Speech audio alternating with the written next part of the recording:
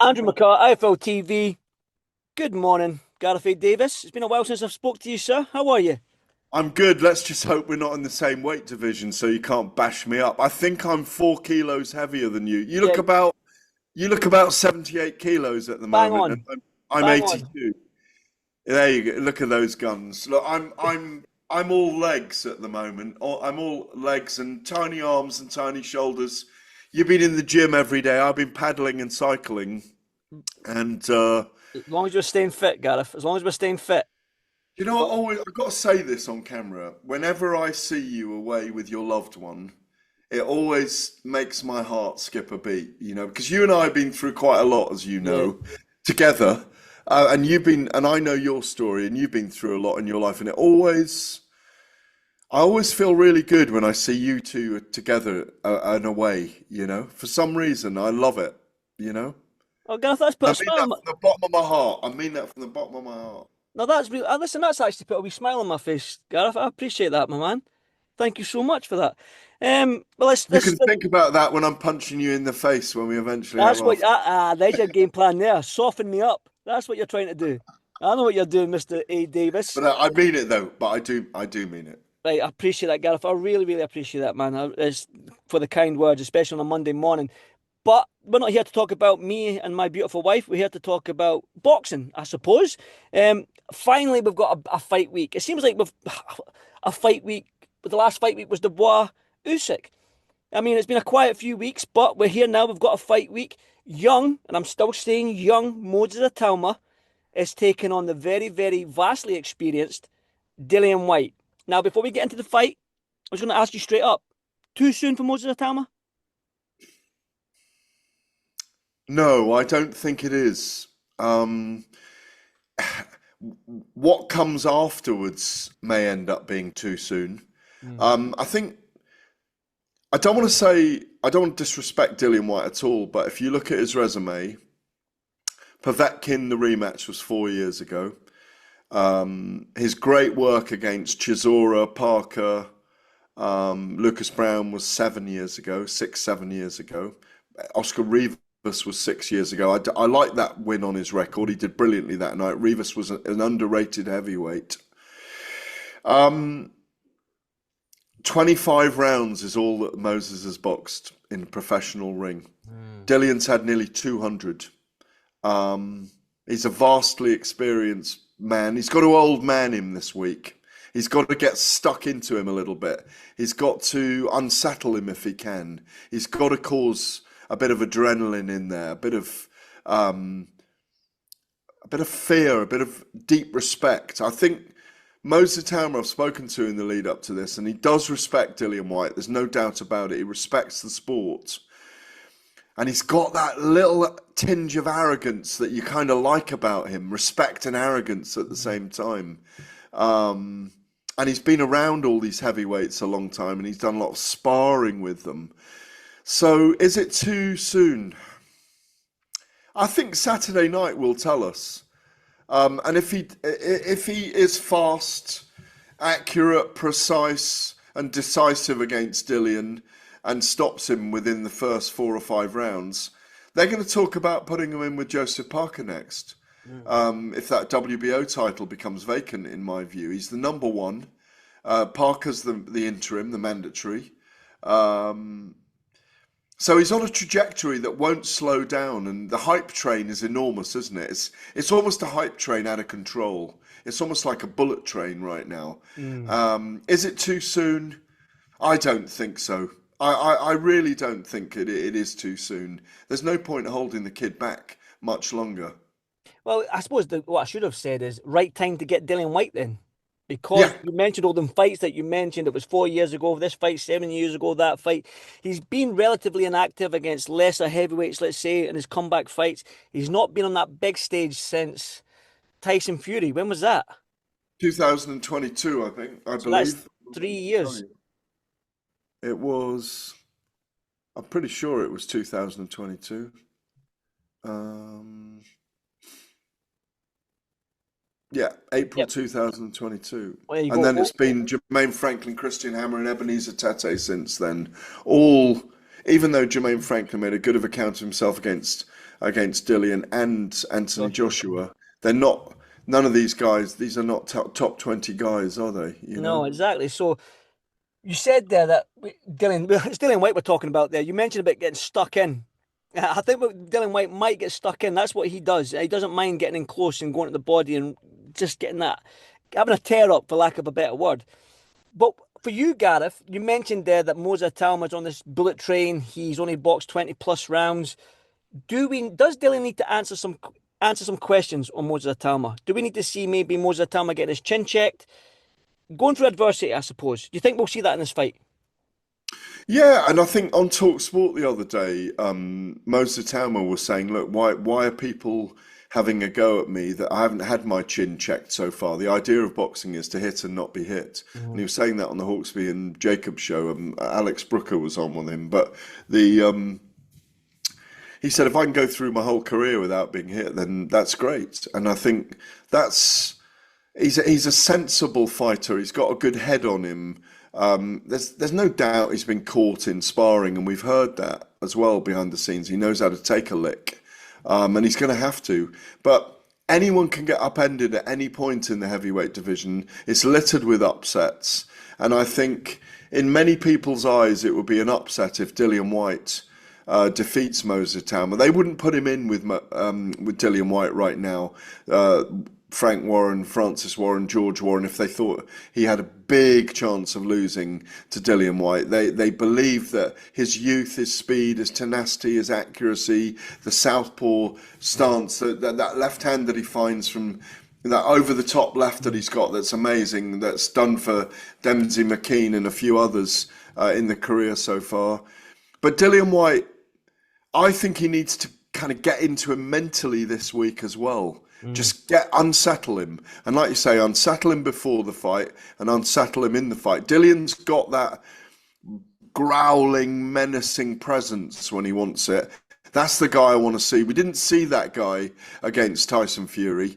And we need to see that guy back. Whether it's there anymore, I don't know. But this is a massive coming out party on the esports week at Riyadh season for Moses Itauma. A big chance for him to signal himself. He's not really a big name yet in the mainstream, but this is the chance to really show that he can carry a show and that he can deliver. And I think if Dillian and he are still going at it after 5 rounds, Dillian's probably done something right, and Moses is going to get a gut check maybe in this fight. The thing is, as well, it's mad that we're saying that Dillian Whyte's the underdog against a 20-year-old 12, 13 fight heavyweight. It's insane, isn't it? That's how high we're all putting Moses Itauma right now. But you know your boxing. He's not a hype job. He's very talented. He's beyond his years in terms of how he carries himself. Yep. He's delivered at every stage, and this is the first real big step up against a very big kind of heavyweight name. Dillian has a big name in the heavyweight division. He's got a cult following. There's a lot of people, a lot of his supporters who are quite peed off about the way he's being written off in this fight as well. And I get that, because he might shock us all. And again, with Moses at #1 WBO and Parker, the interim at the moment, and Usyk and Parker not looking like it's going to happen. We don't know for sure yet. It could be Moses against Joseph Parker next, or it could be Dillian Whyte against Parker next, if they don't do a rematch with Moses and Dillian, if Dillian wins. Dillian's taking it serious, though. We can just go by his Instagram and his social media, the training he's putting himself through. He looks incredible shape. I agree. For this fight. So he's definitely probably thinking to himself, there's no way I'm letting this young buck take me down. Does that have the mentality? He's got a son older than Moses, you know that? I didn't know that. No, I didn't. Yeah, Dillian had his first son when he was 13. So his son's 23, 24. So his son is older than Moses. So it just shows how fast time moves, and that maybe Father Time waits for no man, as we know. But yeah, I hope he does really bring it. I mean, we know he's getting paid handsomely. We believe, it's been reported at least, that he's earning around the 2 million mark for this, and probably similar for Moses, or maybe even a bit more, who knows.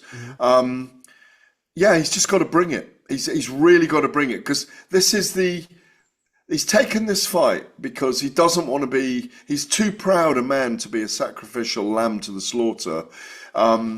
And it's an opportunity for him to bounce back up into the top echelons of the division, getting those top 10 rankings. If he does it, I do think they'll do a rematch, depending on how it happens. But like many other people, and I'm going to put you on the spot here, I am picking Moses to win this fight and to win it inside 5 or 6 rounds. What I speak to, obviously I speak to people in the gym, and I speak to a lot of my friends who are boxing fans as well, and they always ask me the question. I think the defining factor here is the hunger. Who wants it more?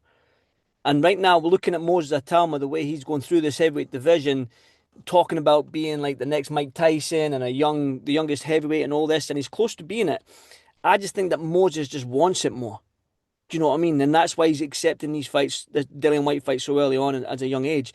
I just think, and then you just sprinkle in the speed and the tenacity and the body shots and the southpaw stance and all this stuff as well.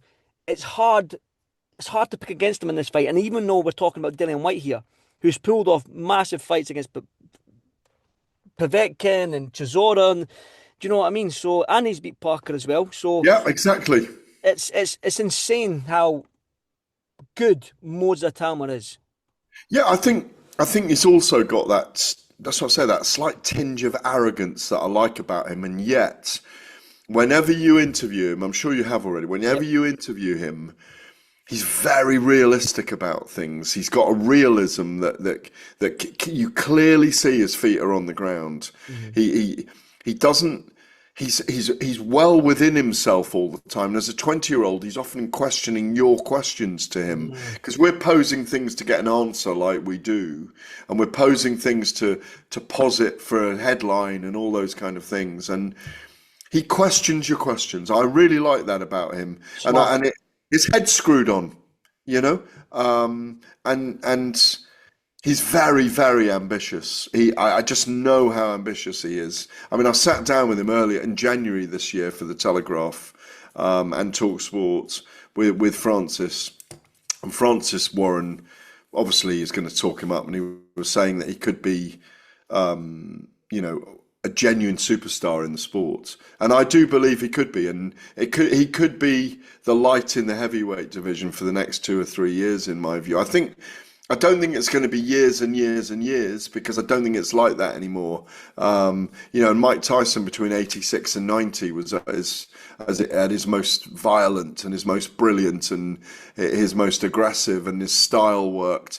But I don't think people are going to reign longer than that in this era, and we may see him in against Usyk next year if he beats Dillian Whyte. In my view, if he beats Dillian Whyte and he beats Joseph Parker again, that's another massive step up. But if he beats Dillian Whyte, there are going to be 10 fights ahead of him that are all going to be top 20 fighters. He can't go anywhere else after this, in my No, view. that's the thing as well. Yeah, you're They're right. coming back. No, there's no coming back. The only way is up, as they say. Now, the card itself, Riyadh, and I was thinking that, and I says, Nick Ball's on the card, and do you know we've only got one world champion, and that's Nick Ball right now. Yeah, yeah. But it doesn't matter because as long as these matchups are made for Fabio Wardley, Lawrence Okoli, Anthony Joshua, Tyson Fury, Derek Chisora, Dillian Whyte, and is obviously fighting Moses Itauma, as long as these guys are getting fights, the division is strong. Hamza Sheeraz will fight soon. Josh Kelly was in the studio on Saturday night. He'll fight soon. Adelai's getting an opportunity against Hrgovic, which Yep. is a really interesting fight, Andrew. So there's a lot of box. Sam Noakes is on that card in November. There's a real Dalton Smith as well. Dalton Smith's got.